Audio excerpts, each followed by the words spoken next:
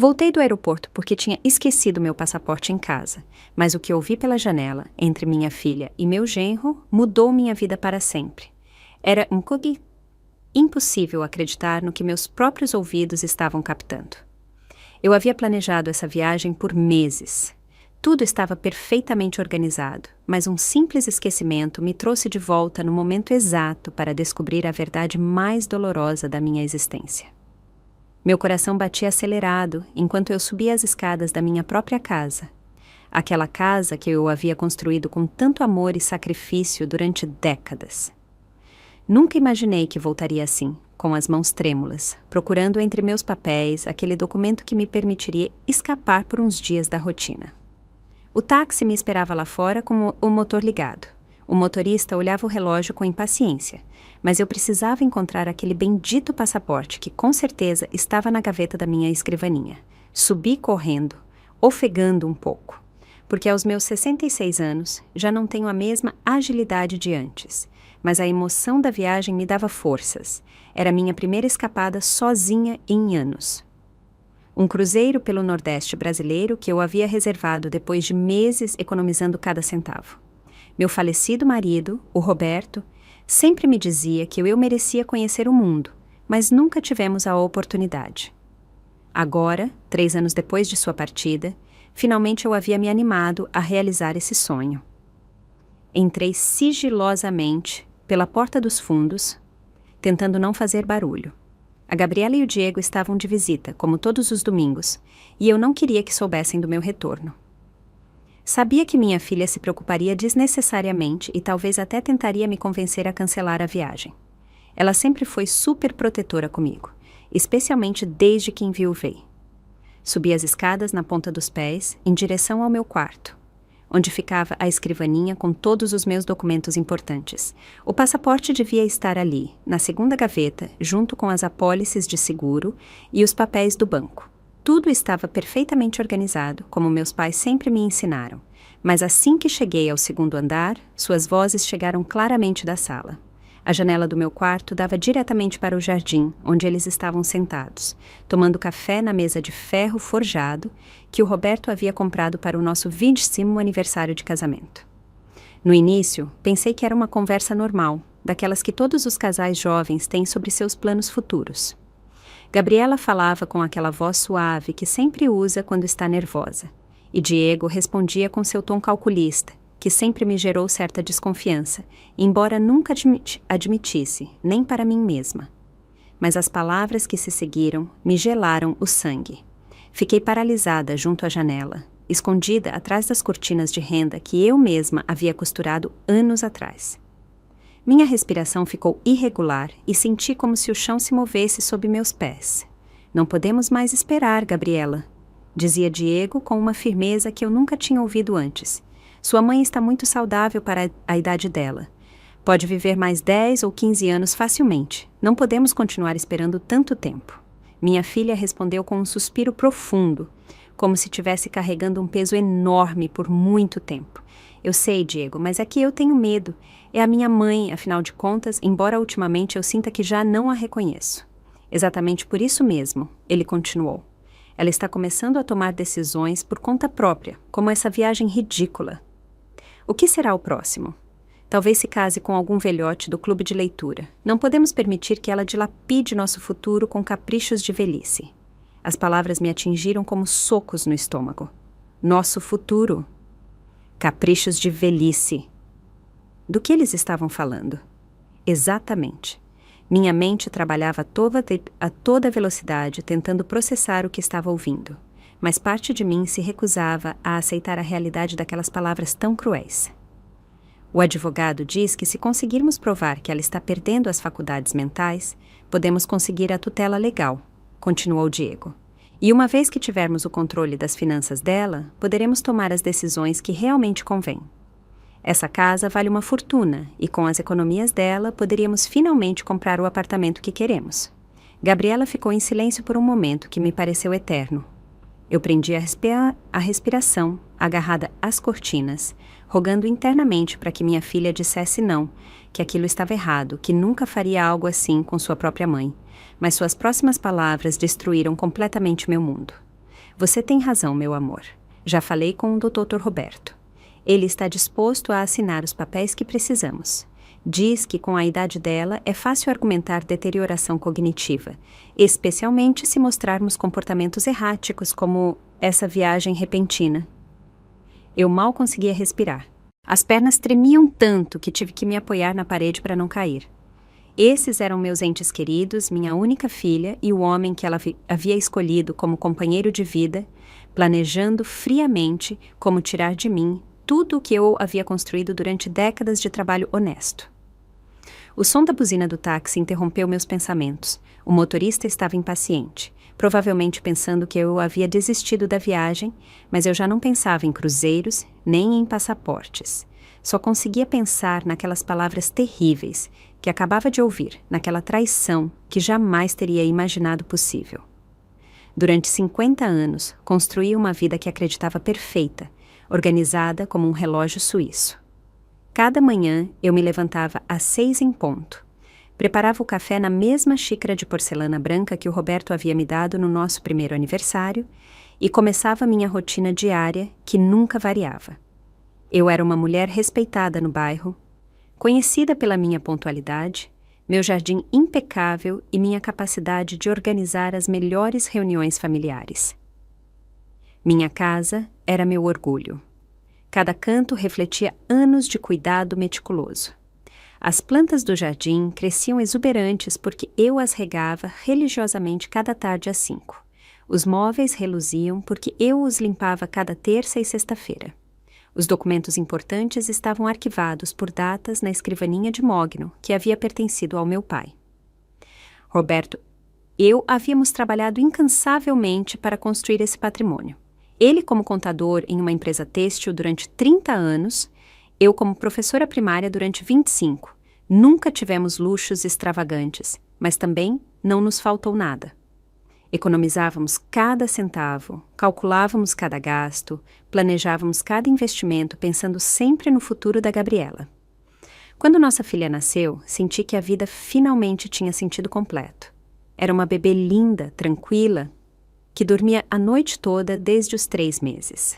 Cresci com a certeza de que seria uma mulher de sucesso e, acima de tudo, uma boa pessoa. Ensinei-lhe valores, princípios, a importância do trabalho honesto e o respeito pelos outros. Gabriela foi uma estudante exemplar durante toda a sua educação. Nunca me deu problemas sérios, sempre tirava notas excelentes, participava de atividades escolares e tinha amigas de famílias respeitáveis. Quando terminou a universidade com honras, Roberto e eu choramos de emoção durante a cerimônia de formatura. Lembro-me dela com seu vestido verde-menta, naquele dia radiante de felicidade, abraçando-nos e dizendo que tudo o que havia conquistado era graças ao nosso exemplo e dedicação. Prometeu que um dia nos devolveria todo o esforço que havíamos investido em sua educação. Nunca imaginei que essa devolução seria me tirando tudo o que possuía. Ela conheceu o Diego quando tinha 28 anos, em uma conferência de seu trabalho. Ele era contador como o Roberto, bonito, educado, com um futuro promissor. No início, eu gostei dele. Falava com respeito, ajudava nas tarefas domésticas quando vinha jantar. Parecia realmente apaixonado pela minha filha. Roberto o aprovou imediatamente. Dizia que ele o lembrava de si mesmo quando era jovem. Casaram-se em uma cerimônia pequena, mas elegante, no jardim de nossa casa. Eu me encarreguei de todos os detalhes, as flores, a comida, a decoração. Gabriela estava radiante com seu vestido de noiva cor marfim e Diego não tirava os olhos dela. Pensei que tinham encontrado o amor verdadeiro, como Roberto e eu o havíamos encontrado décadas atrás. Os primeiros anos de casamento pareciam um conto de fadas. Moravam em um apartamento modesto perto do centro, mas sempre estavam contentes quando nos visitavam aos domingos. Gabriela cozinhava aquelas sobremesas que eu havia ensinado desde pequena e Diego ajudava Roberto com pequenos reparos na casa. Éramos uma família unida, ou pelo menos era o que eu pensava.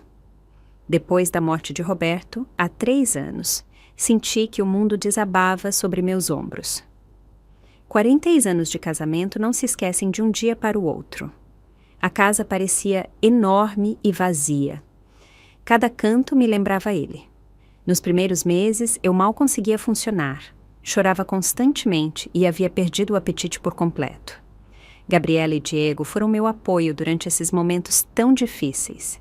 Vinham todos os dias, me traziam comida pronta, ficavam para me acompanhar durante as noites mais duras. Minha filha dormia comigo nas primeiras semanas, abraçando-me quando os pesadelos me acordavam à meia-noite. Diego se encarregava dos trâmites legais, dos papéis do seguro, tudo o que eu não tinha forças para lidar. Gradualmente, fui recuperando a vontade de viver. Voltei a cuidar do meu jardim, retomei minhas rotinas de limpeza, comecei a cozinhar novamente.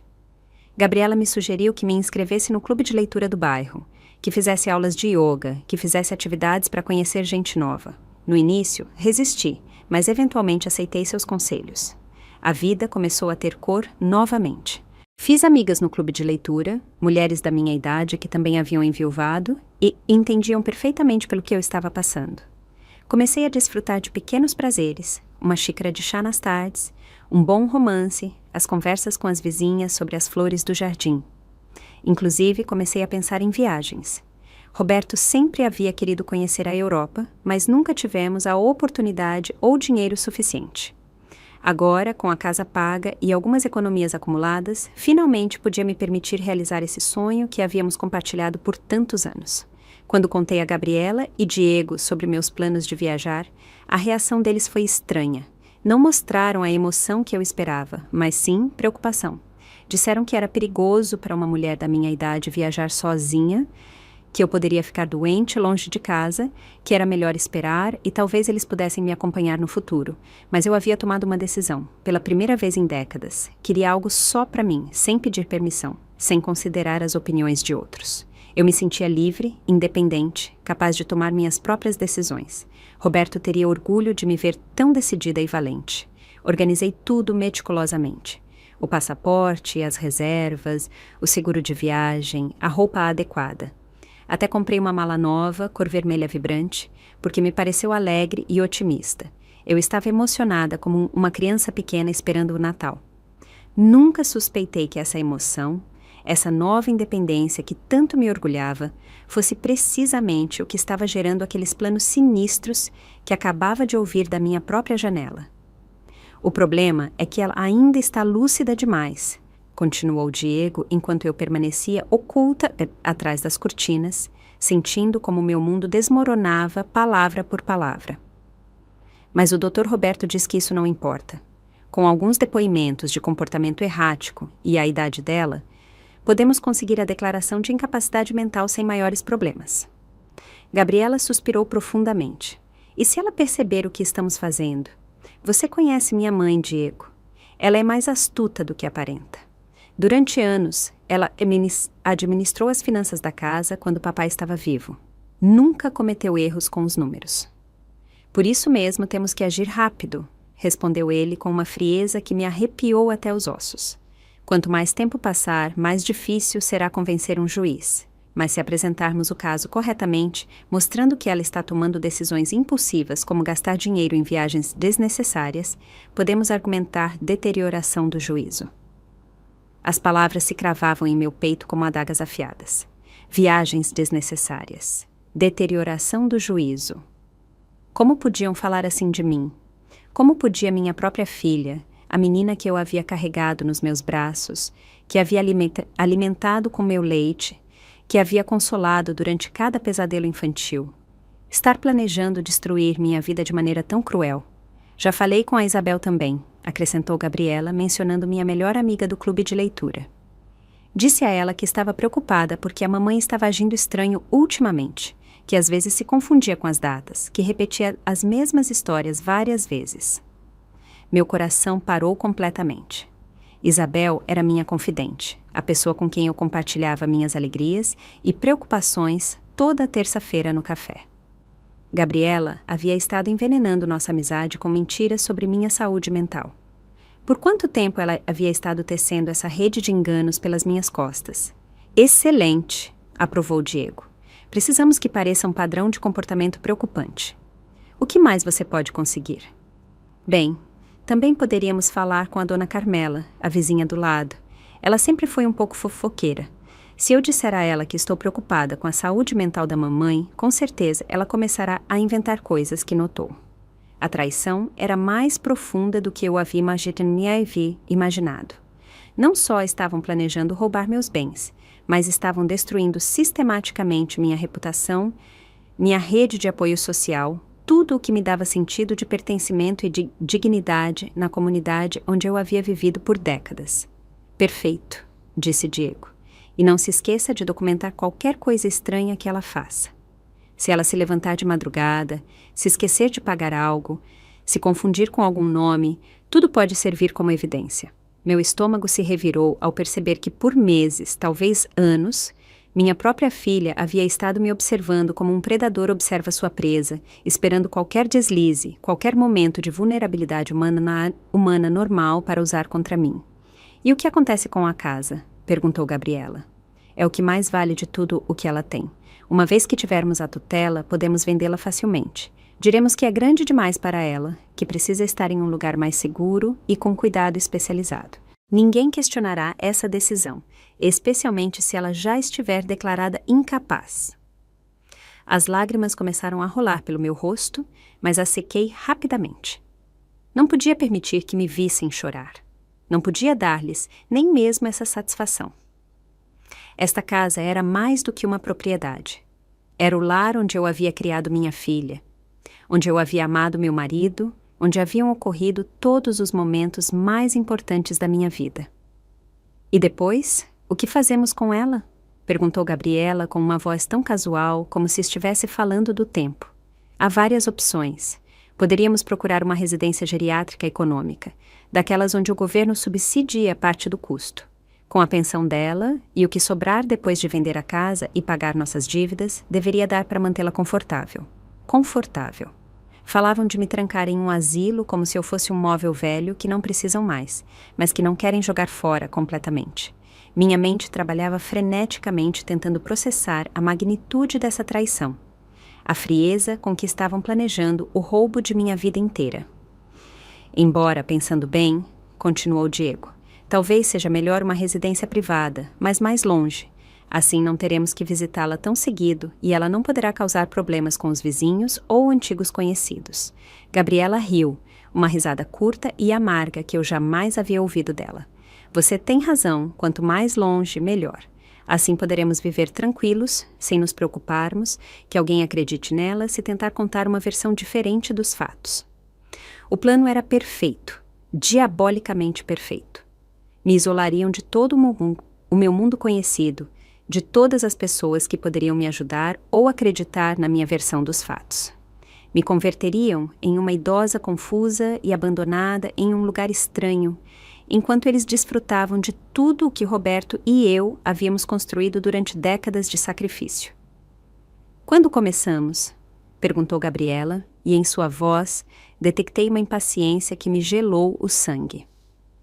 Na próxima semana, enquanto ela estiver viajando, podemos começar a mexer em algumas coisas. Revisaremos os papéis dela, fotografaremos os documentos importantes, talvez até possamos tirar algumas joias e objetos de valor sem que ela perceba imediatamente. Minha respiração ficou irregular. Não só iam me roubar legalmente, mas também iam saquear minha casa enquanto eu estivesse ausente, confiando neles. Provavelmente já haviam feito inventários mentais durante suas visitas dominicais, calculando o valor de cada objeto, cada lembrança, cada tesouro familiar. Tenha cuidado com as joias da vovó, advertiu Gabriela. Mamãe as conhece de cor. Ela perceberia se faltasse alguma. Não se preocupe, respondeu Diego. Só pegaremos algumas peças menos vistosas no início. Quando ela perceber, já será tarde demais para fazer algo a respeito. O som da buzina do táxi se fez mais insistente. O motorista provavelmente pensava que eu havia desistido da viagem, mas eu já não podia pensar em cruzeiros ou passaportes. Minha mente estava completamente focada nesta revelação devastadora que havia mudado minha vida para sempre. Eu precisava de tempo para processar tudo isso, para planejar o que fazer. Não podia confrontá-los agora. Não estava preparada. Precisava ser inteligente, estratégica. Eles acreditavam que eu era uma idosa ingênua e fácil de manipular. mas estavam prestes a descobrir que haviam subestimado gravemente a Elvira. Fiquei imóvel atrás das cortinas durante vários minutos depois que terminaram de falar, tentando processar a magnitude do que acabava de descobrir. Minha mente se encheu de lembranças que agora ganhavam um significado completamente diferente, como peças de um quebra-cabeça sinistro que finalmente se encaixavam em seu lugar. Quantas vezes Gabriela havia comentado casualmente sobre minha suposta confusão com as datas? Quantas vezes Diego havia insistido em revisar minhas contas bancárias para me ajudar?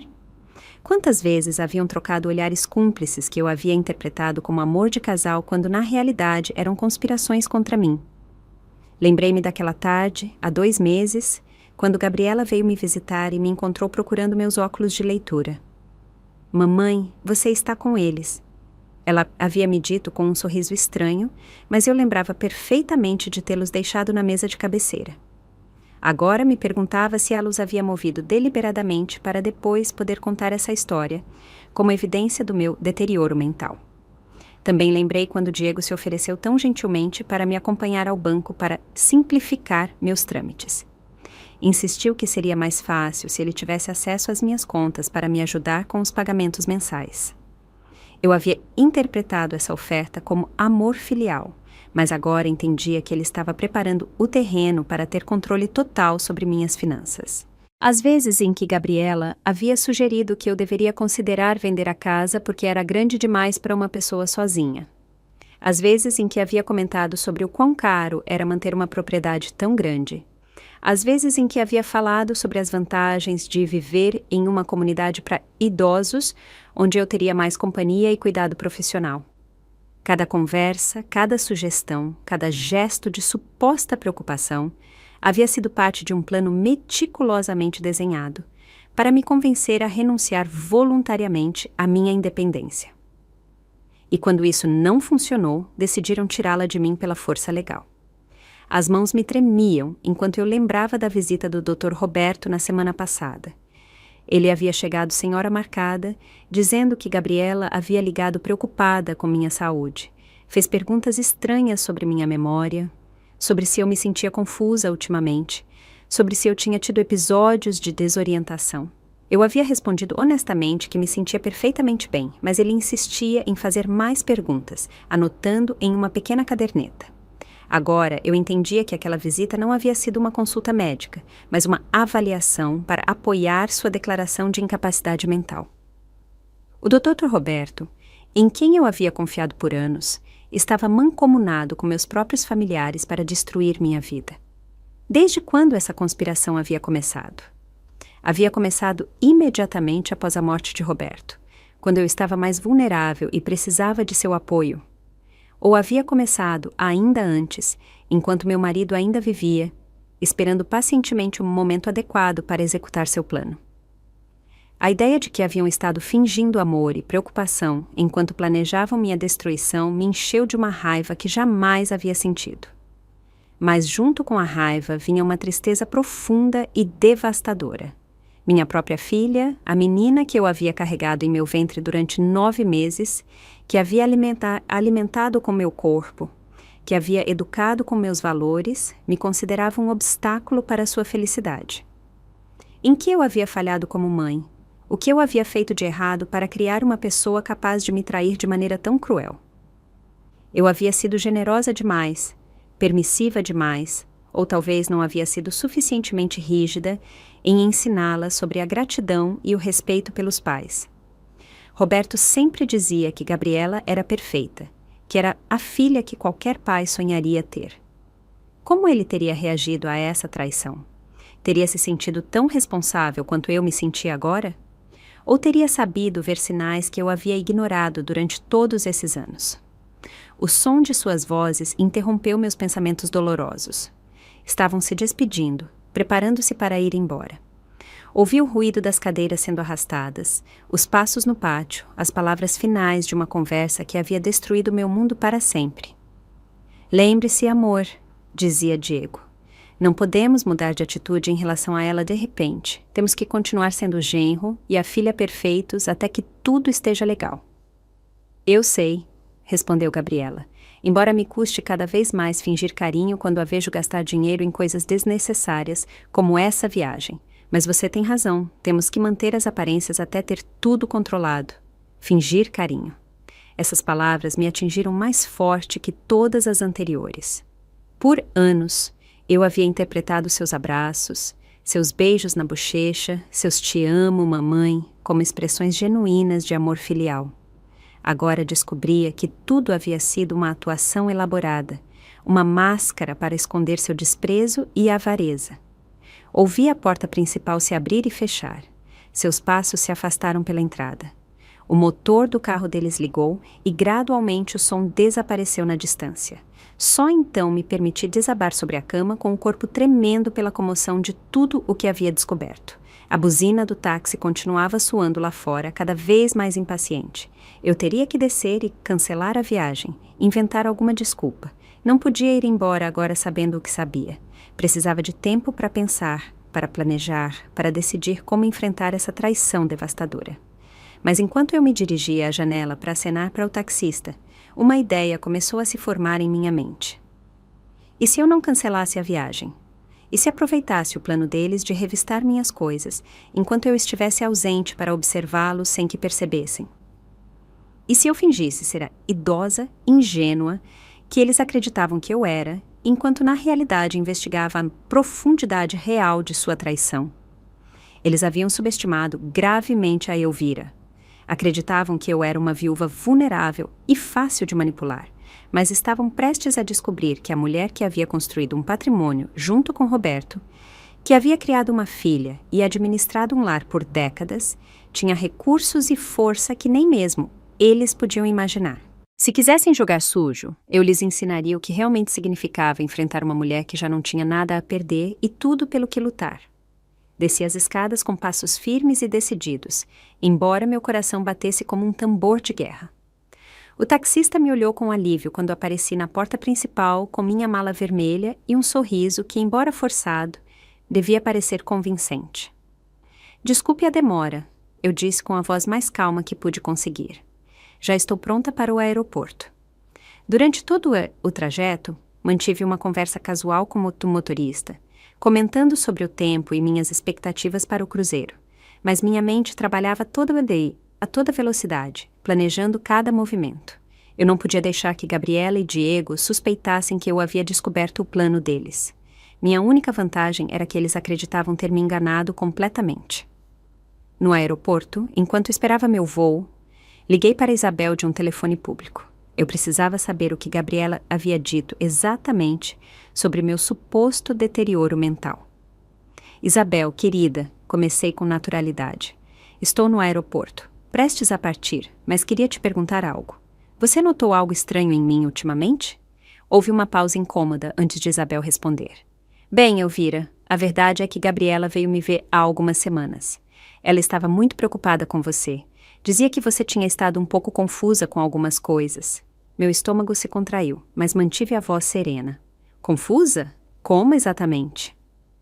Disse que você repetia as mesmas histórias várias vezes, que às vezes esquecia onde colocava as coisas, que tinha tido alguns episódios de desorientação. Eu disse a ela que não tinha notado nada de estranho, mas ela insistia que era muito sutil e que talvez eu não tivesse percebido. O veneno estava se espalhando exatamente como eles haviam planejado. E o que mais ela te disse? Também mencionou que você estava tomando decisões impulsivas como essa viagem.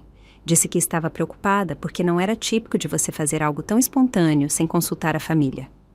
Cada palavra confirmava a profundidade de sua traição. Eles haviam construído uma narrativa cuidadosamente elaborada para fazer com que minhas decisões, independentes, parecessem sintomas de demência. Isabel, quero que saiba que me sinto perfeitamente bem. Se alguma vez você notar algo genuinamente preocupante no meu comportamento, por favor, me diga diretamente, ok? Claro, querida. Embora eu deva admitir que Gabriela parecia realmente angustiada. Talvez você devesse conversar com ela quando voltar. Depois de desligar, fui à loja de presentes do aeroporto e comprei um gravador pequeno e discreto. Se eles iam usar minhas palavras contra mim, eu também podia jogar esse jogo. Durante o voo, elaborei mentalmente uma estratégia detalhada para os próximos dias. O cruzeiro foi uma tortura emocional. Rodeada de casais felizes e famílias amorosas, eu não conseguia parar de pensar na traição que me esperava em casa. Cada noite, sozinha em minha cabine, eu chorava silenciosamente pela filha que eu acreditava ter e que na realidade nunca havia existido. Mas também usei esse tempo para fortalecer minha resolução. Eu não me deixaria vencer tão facilmente. Quando retornei 5 dias depois, agi como se nada tivesse acontecido. Contei a Gabriela e Diego sobre a viagem com entusiasmo genuíno, mostrando-lhes fotos e presentes que eu havia trazido. Eles sorriam e faziam perguntas, mas eu podia ver a impaciência em seus olhos, a ansiedade de saber se eu havia notado algo diferente na casa. Efetivamente, várias coisas haviam sido movidas sutilmente. Meus documentos da escrivaninha estavam em ordem diferente. Algumas joias menores haviam desaparecido do meu porta-joias. Até tinham tirado fotos de certos móveis e quadros, provavelmente para calcular seu valor de revenda, mas fingi não perceber nada, agindo como a idosa distraída que eles acreditavam que eu era. Durante as semanas seguintes, comecei minha própria investigação silenciosa. Primeiro, marquei um encontro com meu advogado de confiança, o Joaquim, sem mencionar nada a Gabriela. Expliquei que queria revisar meu testamento e garantir que todos os meus documentos legais estivessem em ordem. Há algum problema específico que te preocupe? Perguntou Joaquim, notando algo no meu tom de voz. Digamos que comecei a questionar algumas coisas sobre as pessoas em quem eu confiava. Respondi cuidadosamente. Seria possível fazer algumas mudanças sem que ninguém mais soubesse por enquanto? Joaquim, que havia sido amigo de Roberto por décadas, assentiu com compreensão. Claro, o que discutirmos aqui está protegido pelo segredo profissional. Também comecei a documentar secretamente cada interação com Gabriela e Diego, cada comentário sobre minha suposta confusão, cada sugestão sobre vender a casa, cada pergunta sobre minhas finanças ficava gravada em meu pequeno gravador. Logo, eu teria evidência suficiente de seu padrão de manipulação. Mas a investigação mais reveladora ocorreu quando decidi seguir Diego uma tarde. Eu havia notado que ultimamente ele saía cedo do trabalho às quartas-feiras, e meu instinto me dizia que havia algo mais por trás de seu comportamento. Coloquei um chapéu grande e óculos escuros, sentindo-me ridícula, mas decidi ir descobrir a verdade. Eu o segui até um café no outro lado da cidade, onde ele se encontrou com uma mulher jovem acompanhada de 2 crianças pequenas. Meu coração parou quando o vi abraçá-la e beijar as crianças como se fossem dele. Esta não era uma reunião de negócios nem um encontro casual com uma amiga. Sentei-me em uma mesa distante, oculta atrás de um jornal, e observei por 1 hora como Diego agia como um pai e marido amoroso com esta família secreta. As crianças o chamavam de papai. A mulher falava com ele com a intimidade de uma esposa de muitos anos. Quando se despediram, ele entregou a ela um envelope que claramente continha dinheiro. A peça final do quebra-cabeça se encaixou em seu lugar. Diego não só estava planejando me roubar para financiar sua vida com Gabriela, mas também estava mantendo outra família em segredo. Minha filha não era a única vítima de suas manipulações, era também sua cúmplice inconsciente em um engano muito maior. Aquela noite, enquanto eu fingia ver televisão na sala, Gabriela e Diego conversavam na cozinha, acreditando que eu não podia ouvi-los. Meu gravador oculto captou cada palavra enquanto eles planejavam o próximo passo de sua estratégia para conseguir minha declaração de incapacidade mental. O Dr. Roberto diz que precisa de mais evidências documentadas, dizia Diego. Comportamentos erráticos, esquecimentos significativos, decisões financeiras questionáveis. Poderíamos esconder os medicamentos dela para a pressão arterial, sugeriu Gabriela. Se ela se sentir tonta ou confusa, seria fácil convencer qualquer um de que está perdendo as faculdades. A crueldade daquela sugestão me tirou o fôlego. Eles estavam dispostos a colocar em risco minha saúde física para conseguir seus objetivos. Já não restava nenhuma dúvida de que essas pessoas eram capazes de qualquer coisa, mas eu também estava me preparando. A guerra havia começado, e eles não sabiam que sua oponente já conhecia todas as suas cartas. O confronto chegou numa terça-feira à tarde, quando Gabriela veio sozinha para sua visita semanal. Eu havia evitado que viessem juntos. Precisava separar as peças de sua aliança para enfraquecê-los. Preparei café no meu melhor jogo de porcelana. como sempre fazia, mas desta vez, cada gesto estava calculado com precisão militar. Mãe, eu tenho pensado muito sobre o seu bem-estar, começou Gabriela com aquela voz doce que agora eu reconhecia como completamente falsa. Diego e eu acreditamos que talvez seria bom você conversar com alguém sobre como você tem se sentido ultimamente. Coloquei a xícara de café na frente dela com as mãos perfeitamente estáveis. Alguém como quem, meu amor? Bem, talvez um especialista. O Dr. Roberto conhece alguns psicólogos muito bons que trabalham com pessoas da sua idade. Não é nada grave, só para termos certeza de que você está processando bem o luto pelo papai e todas as mudanças. Ali estava o começo do próximo passo do plano deles. Ela queria me levar a um psicólogo que provavelmente também estava em sua conspiração. Alguém que documentaria oficialmente meu suposto deterioro mental. Decidi que era hora de começar a revelar minhas cartas, mas gradualmente. Gabriela, posso te perguntar algo? Sentei-me na frente dela, estudando cada microexpressão em seu rosto. Você acha que eu tenho agido de maneira estranha ultimamente? Ela evitou meu olhar direto. Não estranha, mamãe, mas bem, sim, eu notei algumas coisas, pequenos esquecimentos, algumas decisões que parecem um pouco impulsivas. Como quais decisões, exatamente? A viagem, por exemplo. Você nunca tinha feito algo assim sem nos consultar primeiro, e às vezes você repete as mesmas histórias ou procura coisas que estão na sua frente. Cada palavra saía de sua boca, como se ela tivesse ensaiado o discurso inúmeras vezes. Provavelmente tinha. Sabe o que é curioso, Gabriela? A Isabel me disse que você foi conversar com ela sobre meus supostos problemas de memória. Pela primeira vez, vi um brilho de pânico em seus olhos. Eu só estava preocupada, mamãe. Queria uma segunda opinião de alguém que te conhece bem.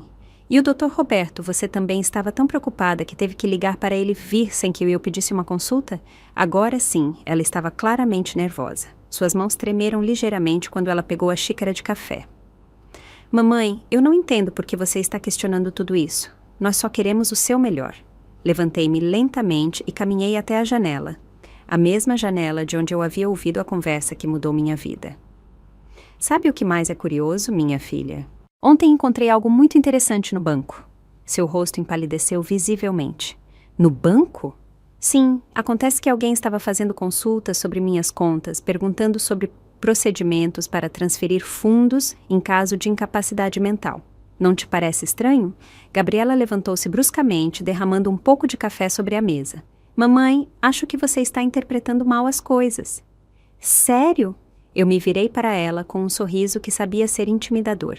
Então, talvez você possa me explicar por que meu colar de pérolas da vovó desapareceu do meu porta-joias, ou por que meus documentos da escrivaninha têm sido movidos constantemente, ou por que você tem cópias das chaves da minha casa que eu nunca te dei? Cada acusação a atingia como um tapa. Vi o momento exato em que ela percebeu que havia sido descoberta, quando sua máscara de filha preocupada finalmente desabou. Você estava nos espionando?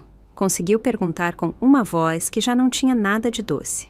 Não preciso espionar em minha própria casa, Gabriela. Só preciso prestar atenção ao que acontece sob o meu próprio teto. Naquele momento, como se tivesse sido convocado por telepatia, Diego chegou. Ouviu usar sua chave para entrar, confirmando minhas suspeitas de que eles tinham acesso livre à minha casa quando eu não estava. Seus passos se dirigiram diretamente para na sala, onde nos encontrou no meio de nossa confrontação. O que está acontecendo aqui? Perguntou, mas seu tom não era de confusão genuína, era o tom de alguém que sabia exatamente o que estava acontecendo e estava avaliando quanto dano havia sido feito. Sua esposa estava me explicando por que ela acredita que preciso de ajuda psicológica. Respondi com uma calma que não sentia, e eu estava contando a ela sobre minha visita ao banco.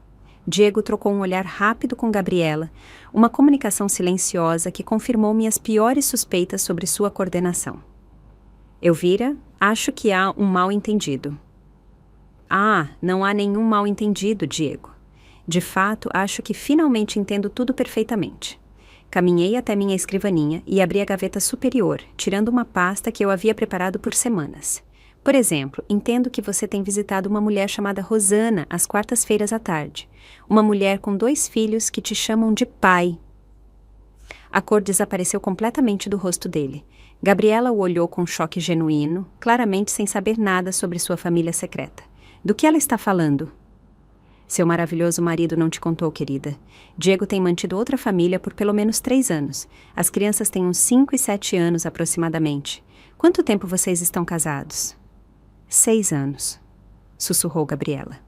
E eu vi o momento exato em que ela percebeu que seu casamento havia sido uma mentira desde o início. Exato. O que significa que Diego já tinha essa outra família quando se casou com você. Você se perguntou alguma vez de onde ele tirava o dinheiro para manter 2 casas com o salário de contador que ele declara? Diego finalmente encontrou sua voz, mas já não era o genro encantador que ele havia estado fingindo ser. Isso não é problema seu, velha intrometida. Ah, aí está a verdadeira personalidade que você havia estado escondendo também. Sorri com satisfação ao ver sua máscara finalmente cair. Sabe o que mais descobri, Diego? Que você não é contador na empresa onde disse que trabalhava. De fato, essa empresa fechou há 2 anos. Gabriela desabou no sofá com o rosto entre as mãos. O que mais você tem me mentido? Ah, querida, eu disse com uma compaixão que era completamente genuína pela primeira vez em semanas. Você também é vítima desse homem, mas infelizmente isso não muda o fato de que você decidiu me trair para beneficiá-lo. A sala ficou em um silêncio tenso e perigoso. Os 3 sabíamos que já não havia volta, que todas as cartas estavam sobre a mesa e que a guerra aberta finalmente havia começado. Diego levantou-se bruscamente com os punhos cerrados e uma expressão que eu nunca havia visto antes em seu rosto. Já não restava nada do genro cortês e encantador que eu havia conhecido por anos. Sabe o que é, velha?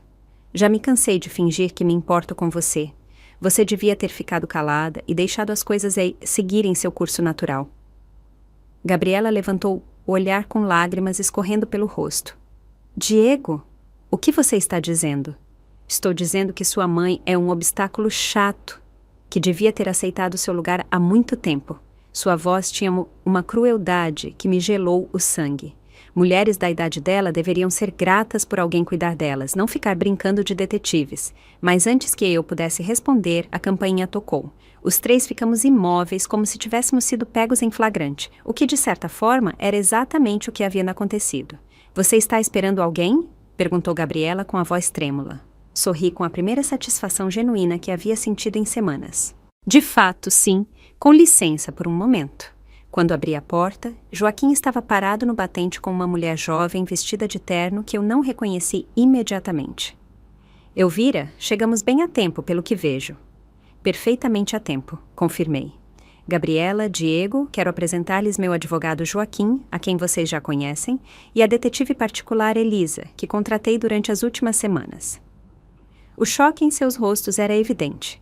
Diego tentou recuperar sua compostura, mas já era tarde demais. Não entendo o que está acontecendo aqui. A detetive Elisa tirou uma pasta de sua maleta. Senhor Diego, durante as últimas 3 semanas temos investigado suas atividades financeiras e pessoais a pedido da senhora Elvira. Temos evidências fotográficas de seus encontros com Rosana Mendes e seus filhos, registros de transferências bancárias para a conta dela e documentação completa de seu emprego fraudulento. Gabriela levantou-se lentamente, como se estivesse em transe. Mãe, há quanto tempo você sabe de tudo isso? Desde o dia em que supostamente fui viajar, quando voltei para buscar meu passaporte e os ouvi planejando como roubar minha vida inteira. Mas você foi viajar? Protestou fracamente. Sim, eu fui, mas não sem antes instalar câmeras de segurança ocultas em toda a casa e contratar profissionais para documentar cada um de seus movimentos enquanto eu estava ausente. Joaquim abriu sua própria pasta. Temos gravações de vídeo de ambos revistando documentos privados de Elvira, fotografando seus pertences e removendo joias e objetos de valor. Também temos as gravações de áudio de suas conversas sobre planos para declará-la mentalmente incapacitada. Diego finalmente perdeu completamente a compostura. Isso é ridículo. Gabriela é sua filha. Ela tem o direito de se preocupar com o bem-estar de sua mãe. Preocupar-se? A detetive Elisa sorriu friamente. É assim que o senhor chama conspirar para cometer fraude, roubo e sequestro, porque é exatamente isso que documentamos. Sequestro? Perguntou Gabriela com a voz embargada. Sim, querida, respondi com tristeza genuína. Planejar me internar contra minha vontade em uma instituição mental, baseando-se em evidências falsificadas, constitui sequestro segundo a lei. Nesse momento, como se a situação não pudesse se tornar mais dramática, alguém mais tocou a campainha. Desta vez foi Joaquim quem foi abrir e retornou acompanhado de uma mulher que eu reconheci imediatamente de minhas vigilâncias. Rosana, a outra família secreta de Diego. Desculpem a interrupção, disse Rosana com voz firme, mas nervosa. Sou Rosana Mendes e preciso falar com Diego imediatamente. Diego empalideceu até ficar quase verde. Rosana, o que você está fazendo aqui?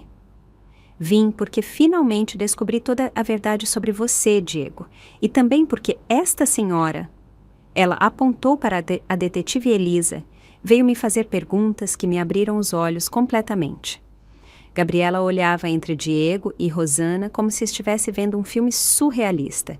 Há quanto tempo você está casada com ele? Casada? Rosana riu amargamente. Ele me disse que era divorciado, que sua ex-esposa tinha ficado com tudo no divórcio e que por isso não podíamos nos casar oficialmente até que sua situação financeira melhorasse. Quem é você?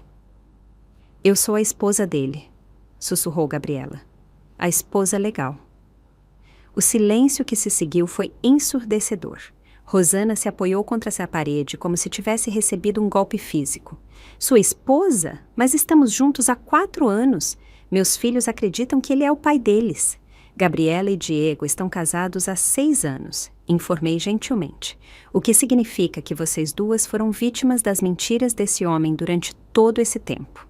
A detetive Elisa aproveitou o momento para continuar com seu relatório. Nossas investigações revelam que Diego tem usado o dinheiro que obtinha de Gabriela e as pequenas quantias que roubava de Elvira para manter sua vida dupla. Mas isso não era suficiente para suas necessidades. Por isso, ele desenvolveu este plano para ter acesso à totalidade do patrimônio de Elvira. Rosana se virou para Diego com uma fúria que era palpável. Você está me dizendo que todo esse tempo você tem roubado uma idosa para dar dinheiro aos meus filhos e a mim? Não é roubo, protestou Diego desesperadamente. Era só uma redistribuição temporária de recursos. Redistribuição temporária? Joaquim riu sem humor. Planejar declarar alguém mentalmente incapacitado fraudulentamente para roubar seu patrimônio não é redistribuição temporária, é um crime federal. Nesse momento vi algo que não esperava. Gabriela levantou-se lentamente e caminhou até Diego. Por um segundo, pensei que ela iria defendê-lo, apoiá-lo apesar de tudo o que havia sido revelado, mas em vez disso, ela lhe deu um tapa que ressoou por toda a sala. Você é um mentiroso, um ladrão e um manipulador. Ela gritou com uma voz que eu não ouvia desde que ela era uma criança pequena fazendo birras. Você me tornou cúmplice de trair minha própria mãe por dinheiro que nem sequer era para nós, mas para manter sua outra família. Diego tocou a bochecha com choque genuíno. Gabriela, eu posso explicar tudo isso. Não há nada para explicar, interveio Rosana. Suas mentiras arruinaram a vida de muitas pessoas. Meus filhos vão crescer se perguntando por que o pai deles desapareceu de suas vidas. A detetive Elisa fechou sua pasta com satisfação profissional. Senhor Diego, tenho aqui um mandado de prisão por fraude, tentativa de roubo e conspiração. Também tenho ordens para congelar todas as suas contas bancárias enquanto a origem dos fundos é investigada. A chegada dos policiais transformou minha sala em uma cena que parecia tirada de um filme de crime. Diego foi algemado enquanto protestava sua inocência com um desespero que era quase patético de presenciar. Seus gritos sobre mal-entendidos e conspirações contra ele ecoavam por toda a casa enquanto o levavam para a viatura. Gabriela havia desabado completamente no sofá, chorando de uma maneira que eu não via desde que ela era uma criança pequena. Rosana permanecia de pé junto à janela, abraçando-se, enquanto observava o homem que havia destruído sua vida e a de seus filhos ser levado. A detetive Elisa continuava documentando tudo meticulosamente, preparando o caso que garantiria que Diego pagasse por cada um de seus crimes. Joaquim se aproximou de mim com uma expressão de admiração misturada com preocupação. Elvira, devo admitir que você lidou com isso brilhantemente. Mas como você se sente agora que tudo veio à tona? Era uma pergunta complexa. Por um lado, sentia uma satisfação profunda ao ver que a justiça finalmente estava sendo servida. Diego havia manipulado e machucado muitas pessoas e merecia enfrentar as consequências de suas ações. mas por outro lado, olhando para minha filha destroçada e para Rosana traumatizada, não conseguia evitar sentir uma tristeza avassaladora por todo o dano que havia sido causado. Sinto-me aliviada de que a verdade tenha vindo à tona, respondi honestamente, mas também devastada por tudo o que se perdeu no processo. A detetive Elisa guardou seus documentos e se aproximou. Senhora Elvira, quero que saiba que sua bravura para investigar e enfrentar essa situação provavelmente salvou não só seu patrimônio, mas também evitou que Diego continuasse vitimizando outras pessoas. Nossas investigações revelaram que ele havia explorado esquemas semelhantes com outras mulheres viúvas na comunidade. Essa informação me impactou profundamente. Eu não havia sido a única em sua lista de vítimas potenciais. Quantas outras mulheres da minha idade teriam sofrido o que eu estava prestes a sofrer se eu não tivesse descoberto seus planos a tempo? Rosana finalmente falou, com uma voz quebrada, mas determinada. Senhora Elvira, quero pedir desculpas por tudo o que aconteceu. Eu não sabia nada sobre a senhora ou sobre os planos de Diego. Se eu soubesse que o dinheiro que ele nos dava vinha de atividades criminosas, nunca teria aceitado. Aproximei-me dela e gentilmente toquei seu braço. Querida, você também é vítima desse homem. Não tem nada de que se desculpar. Nós duas fomos enganadas por alguém que era especialista em manipulação. O que vai acontecer com meus filhos? Perguntou com lágrimas nos olhos. Eles amam o Diego como um pai. Como eu explico a eles que tudo era mentira? Era uma pergunta dolorosa que não tinha respostas fáceis. As crianças são resilientes, eu disse, embora soubesse que soava inadequado. Com amor e apoio, elas podem superar isso, e talvez agora possam ter a oportunidade de conhecer o verdadeiro pai delas, sem as mentiras de Diego interferindo. Joaquim interveio com informação prática. Rosana, como parte da investigação, poderemos rastrear os fundos que Diego lhes fornecia. Se esse dinheiro provinha de atividades criminosas, o Estado poderia oferecer algum tipo de compensação ou assistência durante a transição. Gabriela finalmente levantou-se, olhar com os olhos vermelhos e inchados. Mamãe, não sei como te pedir perdão pelo que fiz. Não há palavras para expressar o quanto estou arrependida. Sentei-me ao lado dela, sentindo o peso de todos os anos que havíamos perdido por causa das manipulações de Diego.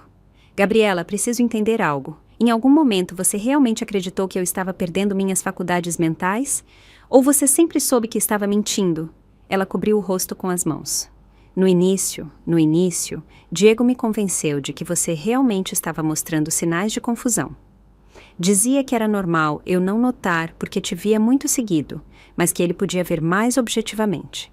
Pouco a pouco, comecei a procurar evidências do que ele dizia e quando não a encontrava, ele me convencia de que eu havia perdido ou interpretado mal. Era uma técnica de manipulação psicológica sofisticada. Diego havia lavado o cérebro de minha filha gradualmente, fazendo-a duvidar de sua própria percepção e julgamento. E quando você percebeu que não era verdade? Acho que, no fundo, eu sempre soube que algo estava errado, mas Diego era tão convincente, tão seguro de si. E, honestamente, a ideia de ter acesso ao seu patrimônio era tentadora. Estamos endividados até o pescoço, mamãe. Diego me disse que era a única maneira de salvar nosso futuro. A detetive Elisa tomou notas cuidadosamente. Esse é exatamente o padrão que vemos em casos de manipulação financeira. O perpetrador identifica vulnerabilidades econômicas e emocionais. Em seguida, as explora sistematicamente.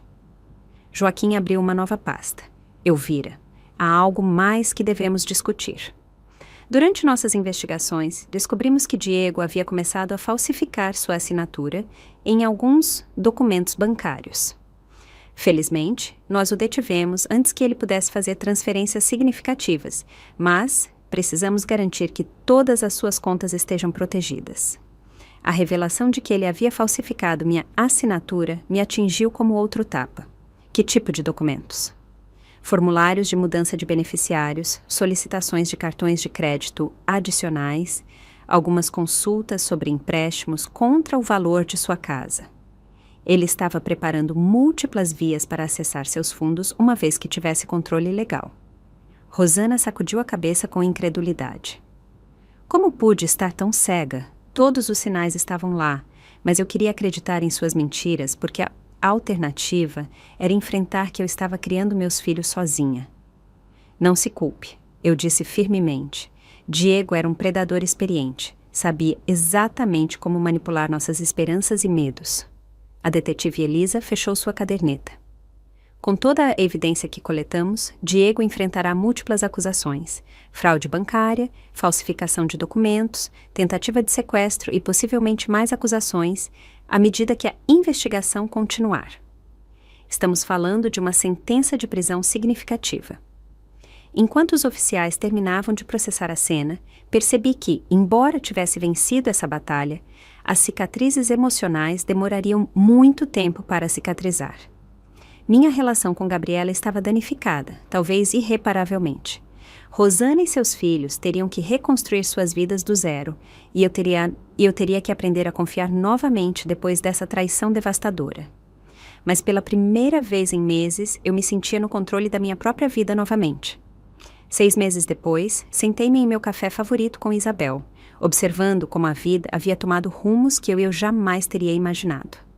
O julgamento de Diego havia terminado na semana anterior com uma sentença de 12 anos de prisão por múltiplas acusações de fraude e falsificação.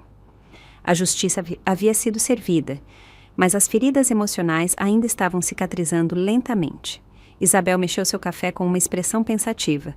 Sabe o que mais me impressiona em toda essa situação, Elvira? A forma como você lidou com tudo. Nunca te vi assim. Eu ri suavemente. A primeira risada genuína que eu tinha tido em muito tempo. Eu também não me vi assim, para ser honesta. Acho que nem sabia do que era capaz, até que me vi forçada a descobrir. A relação com Gabriela havia sido o aspecto mais complexo de toda essa experiência. Durante os primeiros meses após a prisão de Diego, mal havíamos conversado. Ela estava lidando com o divórcio, a falência pessoal e a terapia psicológica para processar anos de manipulação emocional. Eu precisava de espaço para me curar da traição e decidir se era possível reconstruir nossa relação mãe e filha. Você soube de Gabriela ultimamente? Perguntou Isabel como se tivesse lido meus pensamentos. Conversamos por telefone na semana passada. Respondi cuidadosamente. Ela está morando em um apartamento pequeno, perto do centro, trabalhando em 2 turnos para pagar suas dívidas. A terapia parece estar ajudando a entender como Diego manipulou sua percepção da realidade por tanto tempo. Era estranho falar da minha própria filha como se fosse uma conhecida distante, mas essa era a realidade atual de nossa relação. O perdão era um processo gradual e, embora eu tivesse começado a perdoá-la intelectualmente, meu coração ainda precisava de tempo para cicatrizar completamente. E o que dizer de Rosana e seus filhos? Essa era uma história mais esperançosa. Rosana se mostrou uma mulher incrivelmente forte. Conseguiu localizar o pai biológico de seus filhos, que os estava procurando há anos. Diego havia dito a eles que ela havia morrido em um acidente, enquanto a ela havia dito que ele os havia abandonado. Isabel balançou a cabeça com indignação. Aquele homem era verdadeiramente mau. Ele era. Mas o surpreendente é que Rosana e eu desenvolvemos uma amizade genuína. Nos encontramos para almoçar uma vez por mês e os filhos dela me chamam de Vó Elvira. É estranho como algo tão destrutivo pode eventualmente criar conexões inesperadas. A ironia não me escapava. Eu havia ganhado uma espécie de família substituta através da traição de minha família biológica. Os filhos de Rosana, de 5 e 7 anos, haviam aceitado minha presença em suas vidas com a naturalidade das crianças. Para eles, eu era simplesmente outra adulta carinhosa que havia aparecido em seu mundo, não um símbolo das mentiras de seu pai falso. E seus planos de viagem? Perguntou Isabel com um sorriso conhecedor. Você ainda pensa em explorar o mundo? De fato, tenho reservas para um tour pela Grécia no próximo mês. Eu me senti orgulhosa ao dizer isso. E Rosana vai cuidar da casa enquanto estou fora. É curioso como a vida te dá exatamente o que você precisa quando menos espera. Havíamos decidido que Isabel ficaria algumas noites também, transformando minha ausência em uma espécie de reunião prolongada entre amigas. A ideia de ter mulheres de confiança cuidando do meu lar me dava uma paz que eu não sentia há anos. Você não tem medo de viajar sozinha na sua idade? Perguntou Isabel, repetindo a mesma pergunta que Gabriela e Diego haviam usado para me manipular. Tenho 66 anos, não 16. respondi com firmeza. E depois de tudo o que enfrentei este ano, o que poderia ser mais assustador do que descobrir que sua própria filha estava planejando roubar sua vida inteira? Havíamos decidido manter os detalhes mais sórdidos do caso fora do conhecimento público para proteger as crianças de Rosana, mas a comunidade sabia o suficiente para que minha reputação tivesse mudado completamente. Eu já não era vista como a viúva vulnerável que precisava de proteção, mas como a mulher astuta que havia desmascarado um criminoso sofisticado. Sabe o que é o mais libertador de tudo isso? Perguntei. Pela primeira vez em décadas, tomo decisões baseando-me unicamente no que eu quero, não no que outros esperam de mim ou em como minhas decisões afetarão outros. Isabel assentiu com compreensão. É como se você tivesse recuperado partes de si mesma que havia se esquecido que existiam. Exatamente. Durante anos eu havia sido esposa, mãe, nora, vizinha, sempre definida por minhas relações com outros. Agora estava redescobrindo quem era Elvira como indivíduo independente. Era emocionante e assustador ao mesmo tempo. Meu telefone tocou, interrompendo nossos pensamentos. Era Joaquim com notícias sobre a liquidação final dos bens de Diego.